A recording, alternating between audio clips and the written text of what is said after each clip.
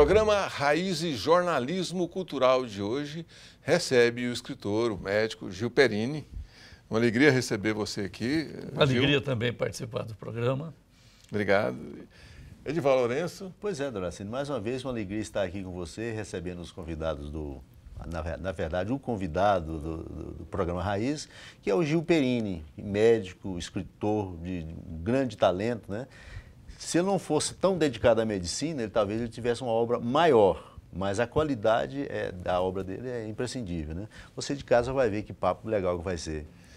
O Gil Perini é paulista de Garapava, veio para Goiânia em 1955, estudou no Liceu, Colu, fez medicina na Universidade Federal de Goiás e também lá foi professor aposentado hoje. Até 2 anos. Há 2 anos e é um escritor. O primeiro livro, um livro de contos, né? Que é o primeiro livro. Vamos falar sobre o primeiro livro, né? Sim, é o primeiro realmente. O que te levou à literatura, Gil? Porque você, como médico, e a gente já recebeu vários médicos aqui que são também escritores, né? Por que essa tendência do médico pela literatura, e você especialmente? Eu acho o seguinte, médico, ele passa a vida dele ouvindo histórias. Quando você vai atender uma consulta, a pessoa te conta uma história. Naquele instante, você passa aquela história para o papel. Então, a gente passa o dia escrevendo histórias. Eventualmente, então, a gente tem vontade de contar uma história maior, uma coisa, isso, então, acaba fazendo com que muito médico seja escritor. Acho que é o hábito de escrever. O senhor é professor e tem livro também de semiologia, que é o estudo dos sintomas. Dos sintomas e dos sinais. Dos sinais, que o paciente chega lá no laboratório dizendo, olha, eu tenho uma dor aqui que bate aqui, responde no calcanhar, ela dá um comichão aqui na virilha e tal. Essas coisas malucas. Isso inspira. Na verdade, esse livro, eu não escrevi esse livro. Esse livro eu fiz apenas uma readaptação dele. É um livro pequeno, um livrete de bolso que existe aqui na nossa universidade já há muitos anos. Quem idealizou foi o Dr. Jofre Rezende, e depois o Dr. Selmo Porto fez uma atualização, depois o professor Paulo César Veiga Jardim fez uma outra atualização, e a última foi essa que eu fiz. Então, o livro tem 4 autores de épocas diferentes.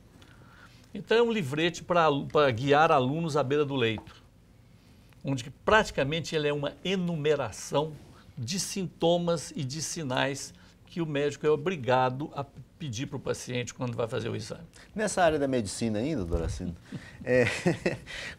hoje em dia você vai no médico, não digo em todo médico, mas tem algum médico que chega lá, nessa negócio da semiologia, praticamente ele não te vê, não te pergunta nada, ele já passa uma lista de exames, você leva os exames, ele olha para o exame, te dá uma receita e você cai fora dali, o médico nem te viu. Parece que há um certo menosprezo a esses sinais do paciente. Não, acho que não. O que acontece é que atualmente é uma grande especialização. E na especialização existem algumas em que os diagnósticos são mais guiados por exames laboratoriais do que propriamente pelo exame clínico. Algumas especialidades. Mas, de uma maneira geral, se a gente tiver um pouco de paciência e observar, só da pessoa entrar no consultório, o médico já está observando o paciente. Ao fazer a identificação, ele já consegue muitas informações e, às vezes, não tem história mesmo, né? O cidadão caiu do cavalo. A história toda caiu do cavalo, não tem mais que isso. Ô, Gil, voltando para a literatura, o primeiro livro, o livro de estreia seu, foi o Pequeno Livro do Cerrado, né? E que é um livro de contos, né? Contos interessantes. Um deles, o Marcos Fayad, nosso grande diretor e ator de teatro, adaptou e faz sucesso com um desses contos adaptados por ele, né? Vamos falar um pouquinho sobre esse livro. Bom, essa história desse livro é assim. Eu, logo que me formei, fiz residência de clínica médica e fui trabalhar no interior. Fui trabalhar em Porangatu, na Belém, Brasília, numa época em que o asfalto ia até Séries. E então eu vivi uma época muito interessante da minha vida lá. E aprendi muita coisa em Porangatu. Inclusive, uma das coisas que eu aprendi foi perder o medo da minha profissão. Foi muito bom, foi uma experiência, como se diz, uma experiência enriquecedora. E lá eu escutei muitas histórias. E já tinha algumas muito interessantes, de que eu falava, gente, um dia ainda vou escrever. De tal maneira que esse livro ficou na minha cabeça. Eu tinha o livro pronto na cabeça, faltava passar para o papel. Esse livro nasceu na sua cabeça em que ano? Foi nascendo, vamos dizer, foi um parto muito demorado. Foram muitos anos. E eu sempre falava, houve uma oportunidade, o Conselho Regional de Medicina resolveu fazer um concurso literário.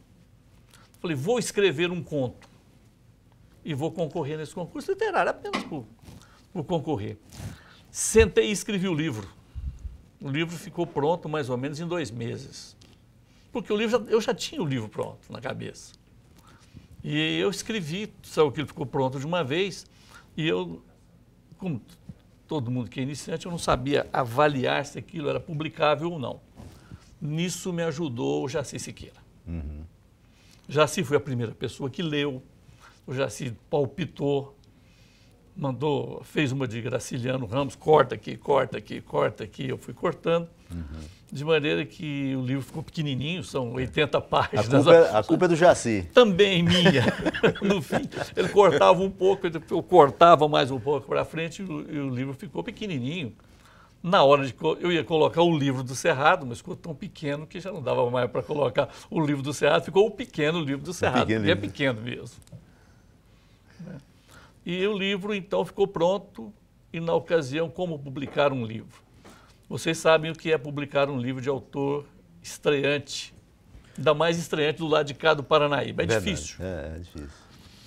Eu li nos jornais de circulação nacional que um cidadão de São Paulo havia conquistado o Jabuti por uma tradução de um livro que era um incunábulo, escrito em catalão, da época valenciano, né?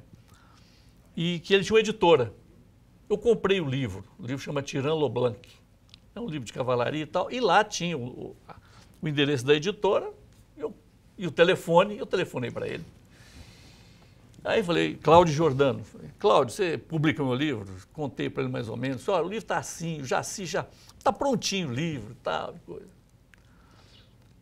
Ele deu todas as desculpas para não publicar. Uhum. Mas eu acho que eu fui muito insistente. E ele falou, manda esse livro. Mandei o livro, ele publicou. Olha só. E deu certo. Deu certo, foi assim que o livro foi feito. Pois é, e é um livro referência no meio literário goiano, talvez você não saiba disso, mas é uma realidade, né? E que muitos outros literatos também o consideram como um excelente livro. E o programa Raízes Jornalismo Cultural vai para um rápido intervalo e a gente volta já já. A Raízes Jornalismo Cultural de hoje entrevista o escritor Gil Perini. Edival.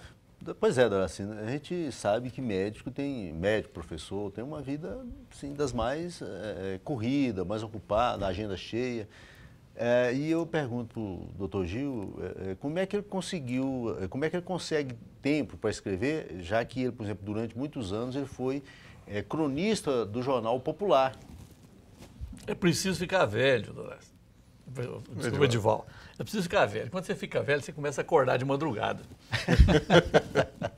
Perde o sono ali pelas 4h30 da manhã, aí é o melhor horário para escrever. Uhum. O telefone não toca, não tem barulho nenhum na rua. E você tem um tempo ali, 2, 3 horas, que você consegue sentar na frente do computador e escrever alguma coisa. É um horário bom. Vai depender, então, do sono. Em Goiânia, nem o galo canta também? Não tem galo no centro? Eu tinha um galo que cantava. Então, nem o galo interrompe essa concentração, né? Vou falar sobre o segundo livro, que tem um título dos mais interessantes. Eu sou seu fã, Gil. Obrigado. Né? É O Afinador de Passarinhos, né? Que é um livro de crônicas que você publicou no Jornal Popular, né? Vamos falar um pouco sobre essas crônicas, né? Foram as crônicas do Jornal Popular que eu escrevia a intervalos irregulares, onde hoje o Edival escreve. Eu gosto muito das crônicas dele. Muito obrigado. E essas crônicas eu selecionei aquelas que me pareceram assim, menos datadas, porque crônica é um negócio complicado. Se ela fica muito datada, não tem interesse nenhum 2 meses depois. Ela é tão efêmera quanto o jornal. Aí fiz uma seleção, que o Jaci me ajudou também a selecionar, ele, o Adalvaldo Sampaio, o Euler Belém, e nós então resolvemos publicar. Mandei para o Plínio, porque a segunda edição do livro Pequeno Livro do Cerrado já foi pela Ateliê Editorial, de um goiano hoje tocantinense, Plínio Martins, que também é editor da EDUSP. Aí mandei para o Plínio fez o livro de crônicas. Lá tem a crônica do Galo, a história do Galo está lá nesse livro. E o nome Afinador de Passarinhos é porque eu acho que crônica é uma coisa muito inútil. A crônica tem uma utilidade muito pequena e muito curta. Então, dentre as inutilidades que existem, uma delas é o cidadão se identificar como afinador de passarinhos. O passarinho já é afinado. Já é afinado. Não precisa de afinador. Então, essa era a minha ideia. Então, isso é uma coisa inútil. Então, afinador de passarinhos é uma coisa que não, uma profissão que não existe. Esses dias eu dei o livro para o Gabriel Nascente e o Gabriel falou assim, isso não é nome de livro de crônica, isso é nome de livro de poesia. Quer dizer, o poeta vê com outros olhos. Mas essa questão que você falou, a crônica inútil, é uma coisa interessante, né? Porque a arte, ela tem que postular a inutilidade, né? A partir do momento que a arte postula ser útil, ela quer levar um discurso, quer mudar uma situação, quer fazer isso, quer fazer aquilo, ela passa a ser autoajuda, né? Deixa de ser arte, passa a ser autoajuda. Então, como diz Manuel de Barros, né? Eu escrevo sobre o nada. Né? O nada não existe, eu escrevo sobre o nada. O nada. Então, a literatura, a verdadeira literatura, ela tem que postular a inutilidade. Eu acho que a arte, de um modo geral, ela não pode querer ser útil para alguma coisa, né? A partir do momento que ela quer ser útil, ela deixa de ser arte e passa a ser um utilitário, um móvel, passa a ser alguma outra coisa. Bacana. Quando o Doracino falou sobre o nada, eu lembrei da minha primeira nota baixa no curso de medicina. O professor de histologia me encarregou de dar o curso de citologia para os meus colegas. Começar. E foi uma coisa muito interessante. O professor Puig era um catalão e ele assistia às aulas e o que ele fazia era o seguinte, tudo que eu falava ele corrigia porque os conceitos que eu tinha do curso científico estavam todos ultrapassados. Ia falando e ele corrigindo. E uma das estruturas intracelulares chama vacúolo. E eu disse que o vacúolo é uma estrutura esférica que dentro dele não tem nada. Aí o Puig não aguentou. Depende do conceito que o senhor tem de nada. O que é nada? Aí eu dei aquela resposta do nosso roceiro. Professor, nada é um canivete sem cabo que perdeu a lâmina. Nota baixa. É uma bela figura do nada. Né? É um canivete sem cabo que perdeu a lâmina. Pronto, é nada. Eu fazia a brincadeira e ganhei logo a nota baixa. Tinha 17 anos, eu me permitia nessa época fazer essas coisas. Por falar em canivete, você, na sinopse que você mandou para a produção, você diz que é carpinteiro por hobby, né? Isso é uma forma simbólica, é uma alegoria? Não, é uma verdade. É a verdade. Você não só lapida as palavras, como também a madeira. A minha família é uma família de artesãos. Os italianos da minha família são todos artesãos. Meu pai era marceneiro. E, de uma certa maneira, você morar numa casa que tem ferramentas, você acaba aprendendo a trabalhar com elas. Então, não só eu, mas também os meus irmãos, todos nós sabemos mexer com alguma coisinha. E, com o passar do tempo, eu fui comprando ferramentas. E, de ferramentas, eu fui comprando máquinas. E hoje eu tenho lá no fundo da minha casa uma marcenaria completa. Olha só. E você faz assim, você já tem netos? Tenho. E aí, o que eu faço? Lógico que eu não vou fabricar móveis, não vou fazer nada complicado. Mas eu tenho um torno, então eu faço peão para dar de presente para o neto. Né? Ultimamente eu tenho trabalhado mais em iscas artificiais de madeira. Ah, você quer de pegar... Exato, eu gosto muito de pescar, então eu faço as iscas artificiais de madeira. Articulada, tal. Toma tempo bastante, sabe? Então isso é bom. É aquela que você joga na água, puxa e ela sai... Isso. Parecendo... Tem vários tipos. Aquilo é uma cachaça. É. Você gosta mais de fazer a isca ou de pescar o peixe? Como é que é? Faço uma coisa por causa da outra. Eu gosto de pescar. Outro dia, falando desse negócio de pescar, diz que a justiça brasileira pratica a prisão esportiva, né? Igual pescar, né? Pesca e solte. Pesca e solte. A polícia prende, o judiciário solta. Boa comparação. É. Nós temos aqui 2 escritores, 2 poetas, cronistas de primeira, né? Então a conversa vai ficando assim, sem utilidade. Sem muito rumo, né? E a gente vai aí para um rápido intervalo e o programa Raízes Jornalismo Cultural, que hoje recebe o escritor Gil Perini, volta já já. O programa Raízes Jornalismo Cultural de hoje recebe o escritor Gil Perini. Edivaldo Lourenço? Pois é, o doutor Gil, na área da medicina, ele também coordenou uma publicação e também escreveu parte dela, que é a Seara de Asclépio. Né? Isso, Seara de Asclépio. Que é um livro que conta a história da medicina. E a sua área tocou para a medicina do século XVII, XVIII, né? Que foi foi quando começou Goiás. Né? Exatamente. Como é que era a medicina, assim, quando chegaram aqui os primeiros bandeirantes aqui?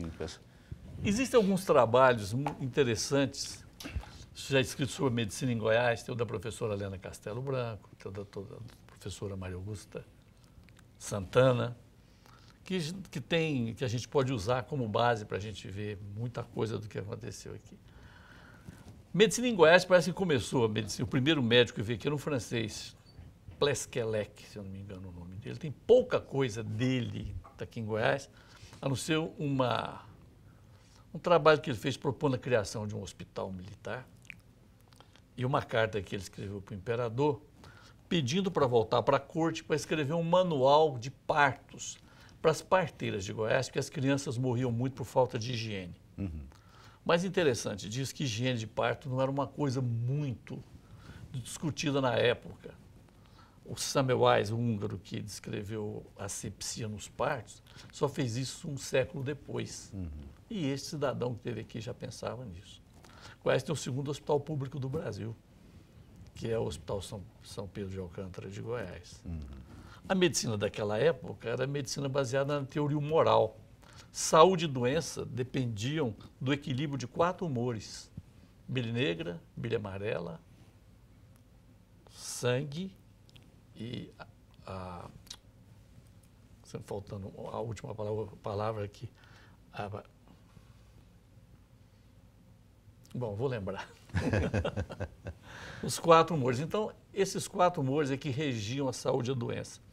A saúde dependia do equilíbrio deles, o desequilíbrio é fleuma, o outro. Fleuma. É. O sujeito fleumático. Fleumático é encatarrado. É encatarrado, né? O espanhol fleuma é secreção.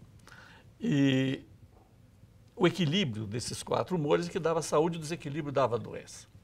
Então, por exemplo, se o camarada estava com muito sanguíneo, a doença que ele tinha era por excesso de sangue, sangria nele. Aí furavam um buraco na Tinha veia. as técnicas de sangria nele. Se era bile negra, laxativo nele. Uhum. Se era bile amarela, vomitório nele. Se era fleugma que estava em excesso, suadouro. E assim, então, aquela era uma medicina muito precária. E o interessante é que essa medicina vem desde Hipócrates. Essa teoria moral durou 2000 anos na medicina. Quer dizer, ela só terminou no ruim século ou boa, XIX. ela conseguiu fazer o homem atravessar 2000 anos de história, né? Não sei se ela ajudou muito. Tem um rei, se não me engano... Apesar dela. Tem um rei, se não me engano, é da França, que na vida dele, ele foi submetido a 100 e tantas sangrias. Coitado, devia estar fraquinho, né? Não sei quantos clistéries que fizeram. Clistério é o famoso chá de bico, né? É o laxante. Então, era essa a medicina da época. A medicina começou a utilizar minerais e alguns vegetais no século XVII, por aí que começou isso. Quer dizer, para poder se descobrir os micróbios... Foi muito depois. Muito depois, anestesia, o antibiótico. Isso tudo... A medicina moderna é uma coisa recentíssima, tudo né? do século XIX para cá.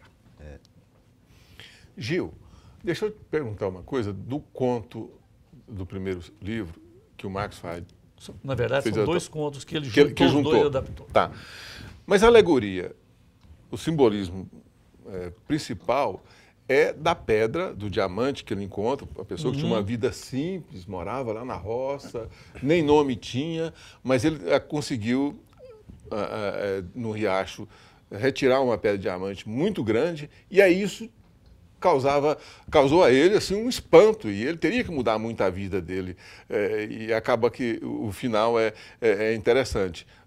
Você dá conta de contar um pouquinho, resumir essa história? É possível, não? Não, acho que resumir a história é um pouco complicado, que essa história é isso mesmo que você já falou. O cidadão que vivia sozinho lá no mato, ele encontra um objeto de valor, no caso uma pedra, e ele começa a partir daí ver como seria a vida dele se ele transformasse aquilo em dinheiro. Ele chegou à conclusão que não valia a pena. Tem que mudar a vida dele, que é uma vida até então muito tranquila. Dentro dessa simbologia, já que você trabalha com as simbologias do paciente, né? Dentro dessa simbologia, será que vale a pena o homem transformar todo o bem-estar da Terra em dólar, como está acontecendo hoje, o planeta perdeu o equilíbrio? Será que vale a pena? Ou será que é igual o seu achador de diamante lá do conto? É muito difícil você querer colocar toda a humanidade justamente com esse único pensamento. Não tem como. Isso é coisa de um indivíduo dentro dessa constelação de pessoas, cada uma querendo de um jeito. Mas tem pessoas que para eles o mais importante é ter dinheiro. Eu acho que se a pessoa levantar de manhã e a primeira coisa que ele pensar é dinheiro, ela acaba ficando rico. Não sei se isso é importante ou não. Também não sei se é importante levar uma vida assim tão singela como a personagem desse conto. Acho que tem assim um meio termo, né? Um lusco-fusco aí que talvez seja o ideal. Que talvez é né? o que a gente faz, né? É. A gente trabalha para ter algumas coisas e abre mão de outras.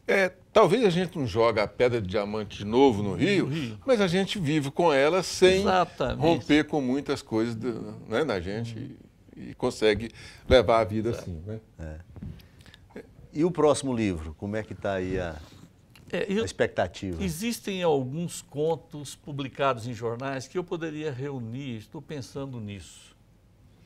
Eu estou pensando se o livro vai ter espessura suficiente, porque o primeiro livro não para em pé. Sei. Não sei se você observou isso. Ele não para em pé do ponto de vista físico, mas do ponto de vista literário... 86 páginas. Então, estou esperando ver se talvez esse livro de contos saia. O mais, eu não sou diferente de ninguém.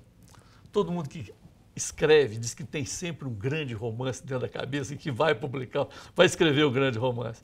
Mas não, isso é brincadeira, acho que não. Não sei, eu não tenho... Eu falo isso, eu não sou um escritor. Quando as pessoas falam que eu sou escritor, eu levo até susto. Eu faço isso realmente por diletantismo. Entre pescar e escrever, qual você fica? Eu gostaria de escrever sobre pescaria.